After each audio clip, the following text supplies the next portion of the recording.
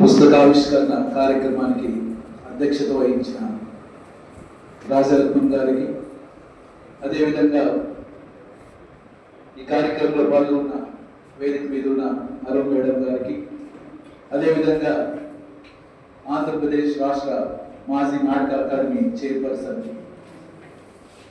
అనితా రాజగోపాల్ గారికి, electricity department Ravishankar గారికి, ఈ కార్యక్రమానికి విచ్చేసిన ప్రతి ఒక్కరికి కూడా భోజన చైతన్య వేదిక ద్వారా ధన్యవాదాలు తెలియజేస్తున్నాను. అదేవిధంగా ఈ దేశ చరిత్ర, ఈ దేశంలో సామాజిక ఉద్యమ చరిత్రానికి ఒక ప్రముఖ ఘట్టంగా చెప్పుకోదగిన మహత్ సత్యాగ్రహాన్ని ఒక పుస్తక రూపంలో పొందుపరిచిన మోహన్ తలారి గారికి భోజన చైతన్య వేదిక ద్వారా ప్రత్యేక ధన్యవాదాలు తెలియజేస్తున్నాను. మరి నేను ఈ బుక్ తీసుకున్న కొన్ని పేపర్లు చదవడం జరిగింది. మరి మోహన్ తలారి గారు ఈ బుక్లో మరి వాస్తవాలకు తగ్గట్టుగా మరి ఆ బుక్లో పొందుపరిచిన ప్రతి అక్షరం, ప్రతి ఒక్క పాత్రను మరి ఆ సందర్భంలో మరి ఏదైతే మరి వాళ్ళ ద్వారా నెరవేర్చబడిందో మహత్ సత్యాగ్రహ సమయంలో కళ్ళు కట్టినట్లు మరి నిజంగా మనం ఆ బుక్ చదువుతున్నప్పుడు మన కళ్ళ ఎదురుగా ఈ సంఘటనలు జరుగుతున్నాయని ప్రస్ఫుటంగా మరి రచించిన మోహన్ తలారి గారికి మరొకసారి ధన్యవాదాలు తెలియజేస్తున్నాను. ముఖ్యంగా మహత్ సత్యాగ్రహం అనేది అంబేద్కర్ స్ఫూర్తితో జరిగినప్పటికీ మహత్ సత్యాగ్రహంలో కథానాయకుడు రామచంద్ర బాబాజీ మోరే అని కూడా మనం చెప్పుకోవాల్సిన అవసరం ఉంది. ఎందుకంటే మహత్ సత్యాగ్రహం జరగడానికి మూల కారకుడు రామచంద్ర బాబా మోరే గారు.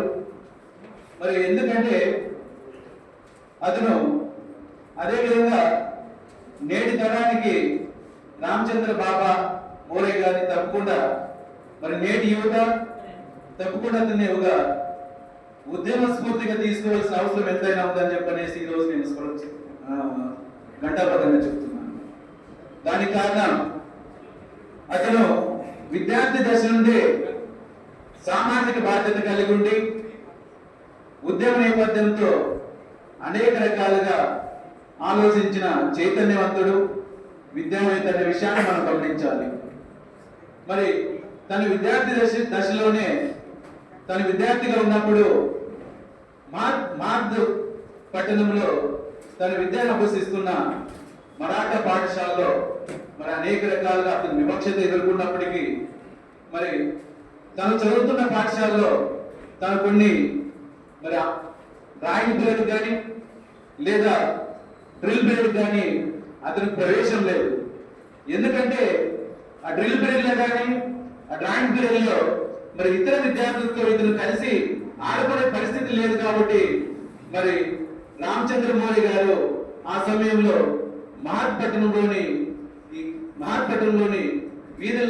వీధుల్లోని ఆనాటి సామాజిక పరిస్థితులు గమనించి మరి ఆనాడు అస్పృశ్యులు దళితులు ఎదుర్కొంటున్న అనేక విషయాలు గమనించి మరి ఆ రోజు మహత్పట్టణానికి వివిధ పనుల నిమిత్తం మరి ఆనాడు బ్రిటిష్ సైన్యంలో పదవి విరమణ చేసిన అస్పృశ్యులు వివిధ పనుల నిమిత్తం వచ్చి కనీసం వారు త్రాగడానికి ఇక్కడ మంచినీళ్ళు దొరకని పరిస్థితులు గమనించిన మోరే గారు మరి దళితుల ఆత్మగౌరవం కోసం మరి ఆనాడు మహత్ ప్రాంతంలోని దళిత పెద్దలందరినీ కలుపుకొని మరి ఒక సమావేశాన్ని ఏర్పాటు చేసుకుని మరి బ్రిటిష్ ప్రభుత్వం నుంచి ఎవరైతే పెన్షనర్ పొందుతున్నారో అందులో నుంచి ఒకరిని మరి ఆ ప్రాంతంలో టీ కొట్టి నెలకొల్పి మరి ఆ టీ కొట్టిని కేంద్రంగా చేసుకునేసి మరి దళితులు అనేక రకాలుగా అక్కడికి వచ్చే ప్రతి ఒక్క దళితులు మరి అనేక రకాలుగా వాళ్ళకున్న సమస్యలు చర్చించుకోవడానికి కేంద్రంగా చేసిన చైతన్యవంతుడు మోరే గారు.